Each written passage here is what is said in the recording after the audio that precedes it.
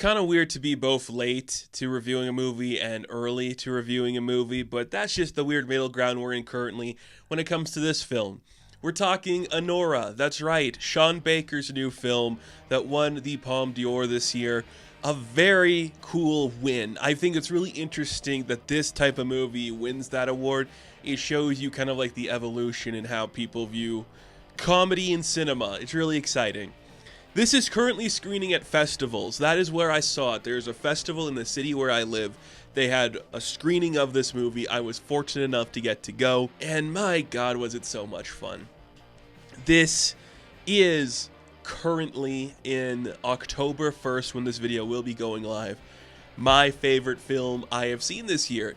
It is so much fun. It is so lovely and entertaining and just the type of film that I really enjoy, and that is you're sitting there in a cinema, you're watching something unfold on screen, and it just makes me go, man, I wish I could come up with something this clever.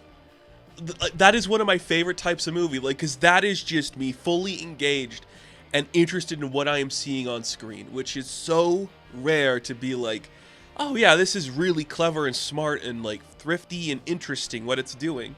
But that is what Anora did. It surprised me in ways I wasn't expecting this movie to surprise me. It went to directions that I'm like, wow, I can't believe this is where this movie went. If you are not familiar with Sean Baker, he is a very interesting director. I love a lot of his films. Red Rocket is incredible. If you have not seen Red Rocket, that is his previous film. It is astounding. I think Anora tops it just in terms of like this really tight script and doing something you're not expecting. In terms of like the characters and the story we're building here, this film follows a girl named Annie. Her real name is Anora. She is a sex worker working at this, gentleman's club who meets this young boy. He is 21 and he is like the child of these like famous Russian oligarchs or something, just very rich people. And through circumstance of him not wanting to go home from his vacation, he wants to marry Annie. So they get married and it becomes this really big deal that this rich kid is now engaged to this escort, and it becomes a huge kerfuffle. Like, what does that mean? What is going to happen? That is a really great premise. That is like taking the basic concept of like a Cinderella story, which they actually talk about in the film, of this is not your Cinderella story. The fantasy of suddenly you are picked from the cloth and become this really important, impactful person, this thing of beauty that's loved by an entire kingdom. And it subverts it to like, no, you actually are nothing and nobody really wants you here. You think this is your life. This is just a passing fancy for this guy. It means nothing.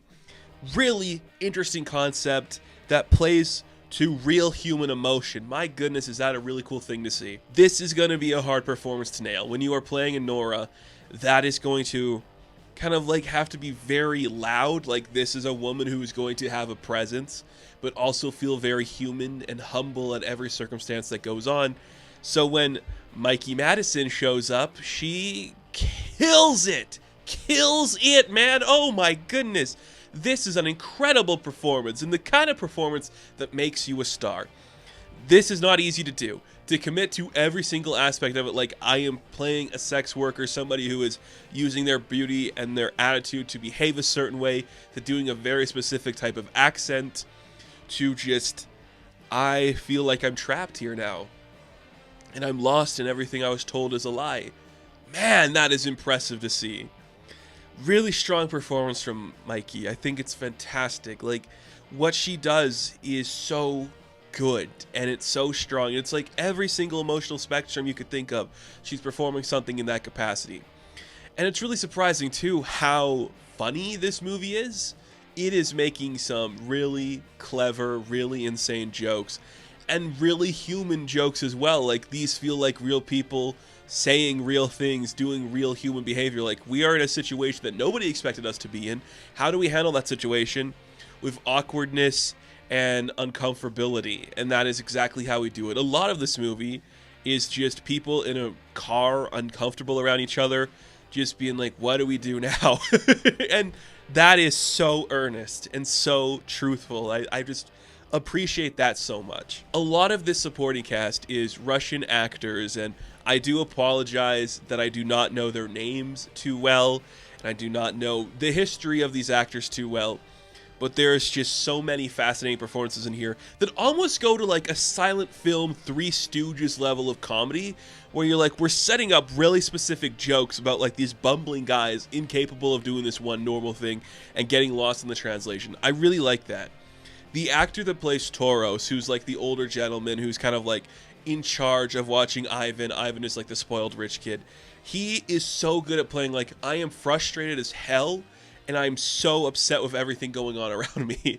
It is such an incredible performance to see that. I do want to shout out Mark Edelstein, who does play Ivan, like this young kid. That is awesome.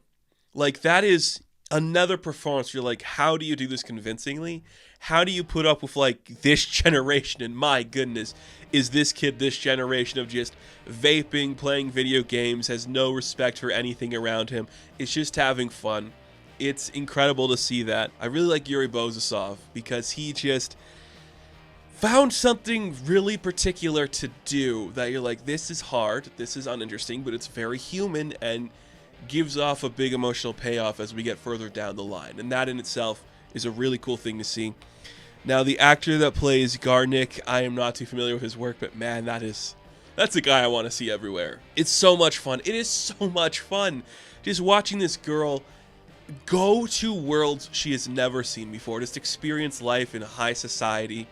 So much fun, so much energy. It gets into a lot of chaotic nature, and I really like the editing of this thing because it wants to hold on shots for a very long time and then do like a quick cut to another sequence, so you're like, okay, we are partying, and then we're waking up and realizing everything's bad. We're having so much fun and having a lot of sex, and it's like, oh well, he's an asshole actually.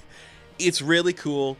A really good use of just subverting the expectation of a Cinderella story with a stellar lead performance. Goes to so many creative directions that feel so earned and interesting, but also so unexpected, which is so much fun. And continues to just sit in my mind and be like, this is an idea. We are formulating something here that you have not yet seen, and that's really cool. It did win the Palme d'Or, which is definitely earned. I see a lot of awards in its future because what it does is really cool and its recognition is really cool. How it portrays sex workers and just like that world, it is really important. And it's like kind of thing where you're like, this is showing you the realism of these people, how they have fun, how they are accepted in the lives. It's not treating them with any disrespect or like looking down upon this industry.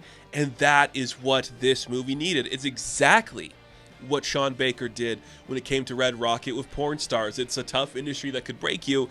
This one is a tight community of people who love and support each other and are happy for each other. Sure, they have some rivals and some bittersweet moments, but it's about people who are just trying to get by and living their lives, and that's all it needs. And when you get the chance to like get out of your circumstance, it's something you want to hold on to and grasp for. And that is so elegantly put together with Mikey Madison just blowing the doors open off any place and being like, hey, I'm an actress. Look what I can do. Not many could do this authentically. I'm really happy for this movie. I'm happy that I got to sit down and experience it and have it hold like real. I'm glad I got to sit down and experience this movie and have it surprise me in ways I didn't think it would, go into directions I didn't think it would, and have a really human connection to it. Just feel understanding of like, this is a circumstance anybody would take the opportunity to jump on, and you'd want to hold on to that as long as you can, regardless of like how it treats you and how people treat you about it. And then just the jokes are funny. The jokes are funny. That is not always the case with a film that's trying to be funny, but these jokes are funny, and they come from really good actors that are understated, and I love that so much. An incredibly interesting film, and when it gets a wide release, it is going to feel good to see this in a packed cinema because it's interesting, and it's spicy, and it's fun, and it's different, and it's the type of film I love to see. Oh, it's so good. It's so good to have this film exist. I'm glad it's getting its recognition, and I'll be surprised if anything tops it for me this year. So, Anora, I am going to give a 10 out of 10. Now, thank you all for watching this review. Be sure to like and subscribe to the channel. As always, you can check me out on Instagram, TikTok, and Twitter. And of course, I will catch you in the next one. Have fun. Stay safe. Good luck.